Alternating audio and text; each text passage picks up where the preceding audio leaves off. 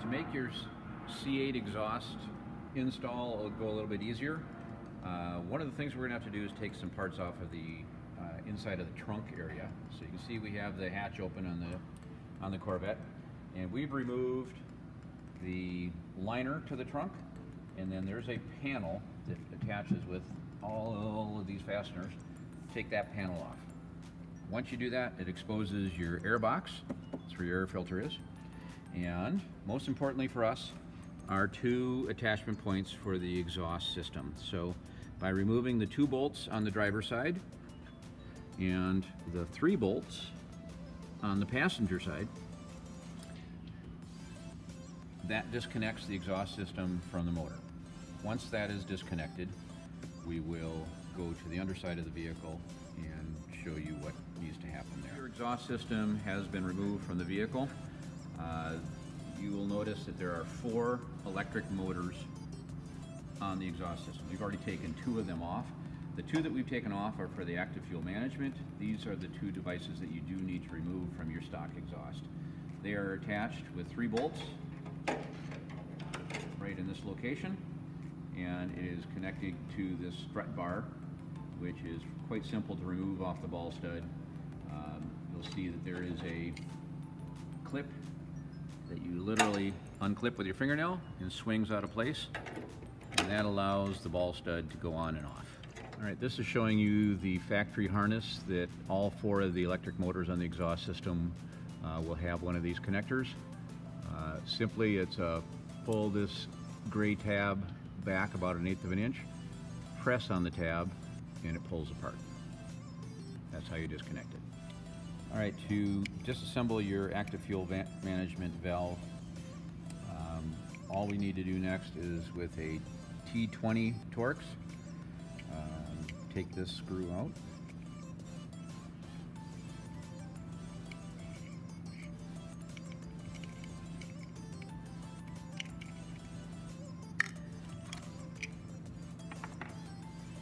And we are going to, there we go. It only goes one way, so given 4 or 5 tries, we ought to be able to get it. So we line up with the 3 attachment holes. These 2 at this point are not used. We'll show you how those get used in a minute.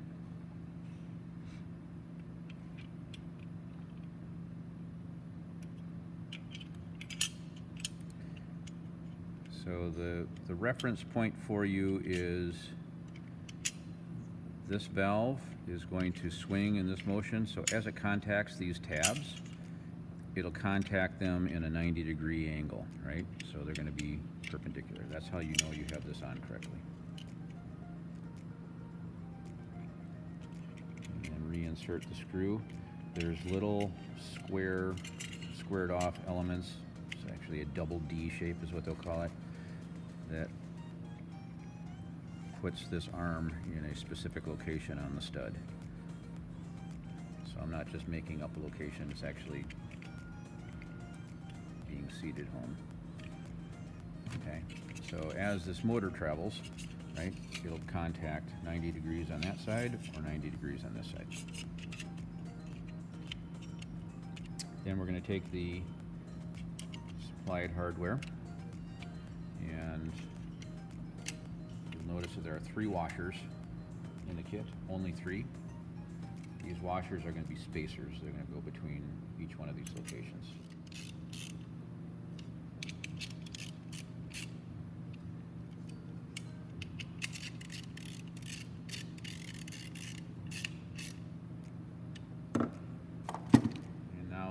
Assembled. So we're going to attach this to the back of the transaxle. The motor is going to be facing the forward part of the car. There's already a hole in the transaxle, so we slid our 4th bolt through this hole. This is the connector that's going to reconnect to the motor. Now is the good time to connect it, because once you bolt it together, it's really hard to see this. So you push it together till it clicks, push the gray tab in. Slide this over and install the nut.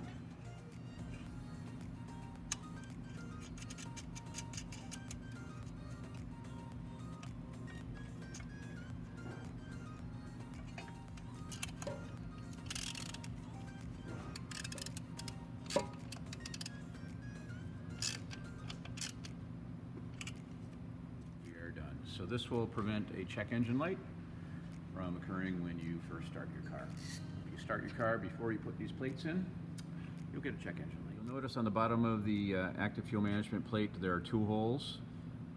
The hole closest to the edge is used to attach the bracket on the driver's side, and then on the driver's side this hole is not used. But on the passenger side, you'll see that we're using the hole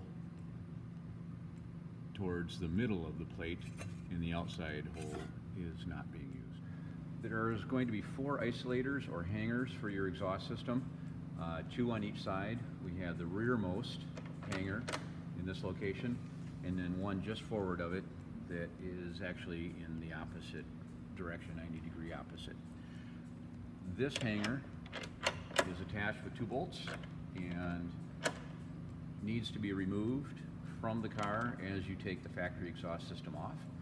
And we're going to put these isolators onto the MRT exhaust system so that when we put it up into the car, we can then just reattach it to the body. So this system we have partially installed. We have attached the driver's side and the passenger side lead tubes.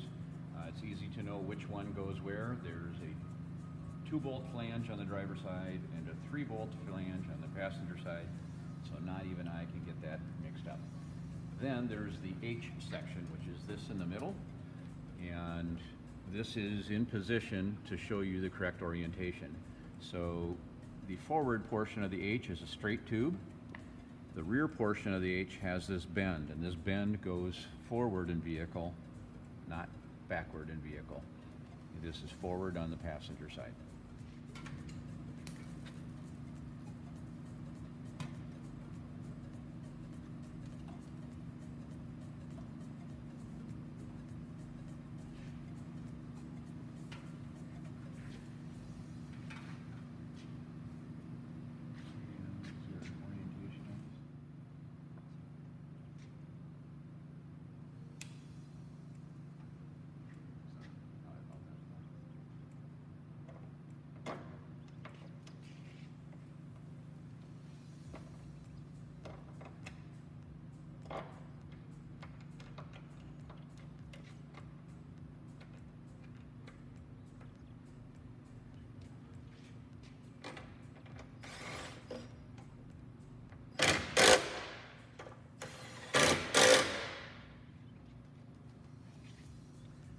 Point, leave these clamps loose on the H and to these tubes.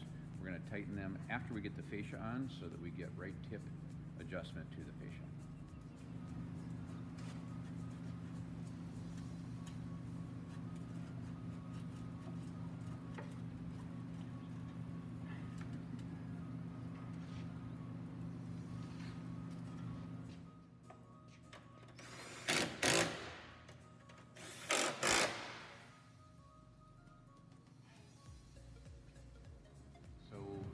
Exception of tightening our clamps, this system is in its right position. So next we're going to install the fascia and start tightening things up in position. Alright, especially if you're doing the black tips, I recommend you covering the tips for installing the fascia so we don't scuff them.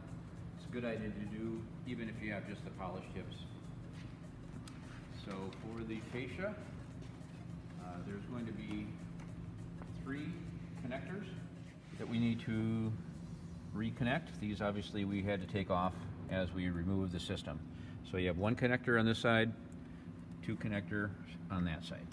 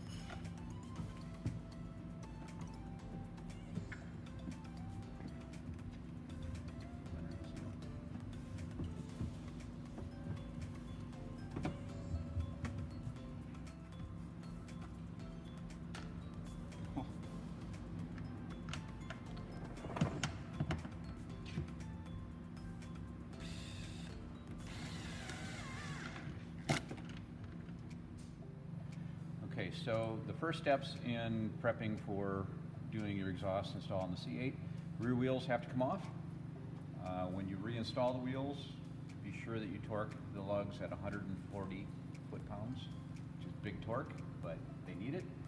Second is the splash shield, and it pries off, so you're going to pry it off from this forward edge, and then it slides out of the tab. So you see this tab slides in here, and these clips snap in here. So we're going to pull it straight out and then slide it out.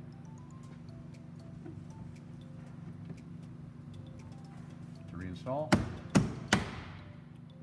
ship it.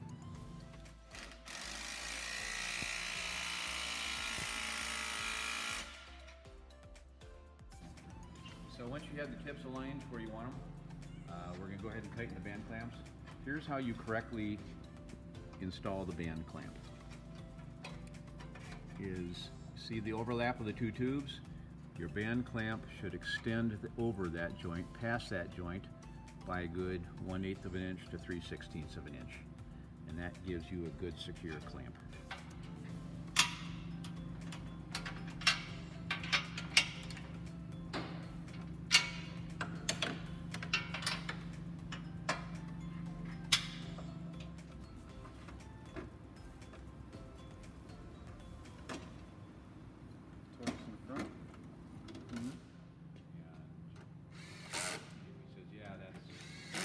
Inbounds,